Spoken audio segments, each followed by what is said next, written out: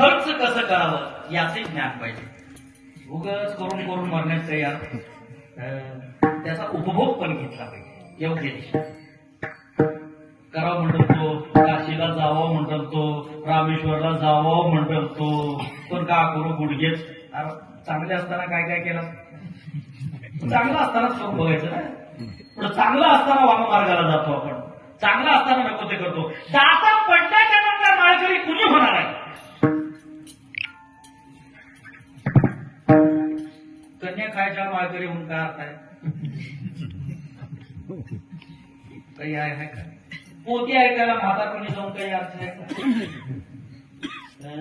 म्हातारा पोती ऐकायला जर आलं आणि त्याला सांगितलं आई वडिलाची सेवा करा, आई वडिलाची का समाधीवर जाऊन सेवा करा.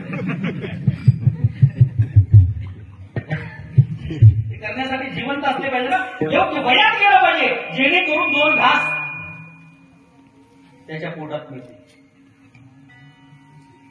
मुळात समाजामध्ये वृद्धाश्रम निर्माण होण्यासाठी सुशिक्षित पिढी आज समाजामध्ये वृद्धाश्रमाकडे वळलेली दिसते. मोठ्या मोठ्या डॉक्टर, इंजिनियर, वकील, कलेक्टर यांचे आईबाप कुठं असतील तर वृद्धाश्रमात आहे आणि गोरगरिबाच्या घरात आहे. म्हणून शिक्षणाला मोठे होण्यापेक्षा संस्कारानं जर पिढी मोठी झाली. अमितपूरला एक मोठा डॉक्टर, सर्जन उभ्या आयुष्यामध्ये आपल्या लेकरांना मोठं करण्यासाठी खर्च केला आणि तो मुलगा अमेरिकेत आहे आणि तिथून म्हणतोय वृद्धाश्रमाच्या संस्थापकाला, माझ्या वडिलाची अंत्यक्रिया तुम्हीच उरकून घ्या, मला काही जमणार नाही, मी चेक पाठवतो तिथून. त्याच्या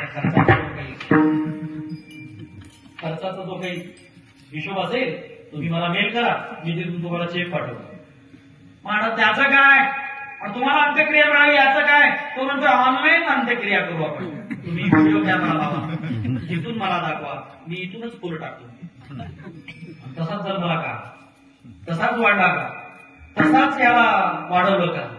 पण याविषयी आज वैज्ञानिक दृष्ट्या हा समाज किती मोठी प्रगती करत असला तरी वैचारिक दृष्ट्या कुठंतरी कमजोर होताना दिसतोय. म्हणून या समाजामध्ये होत असलेले अनेक जे नवीन नवीन उद्घाटन होत असलेले वृद्धाश्रम असतील, ज्या दिवशी हा समाज, या समाजातले सगळे वृद्धाश्रम बंद होतील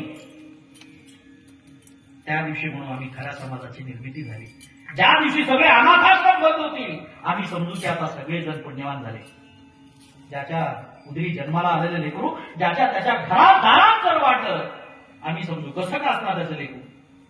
त्या लेकराला समजा आपण शुश्रूषा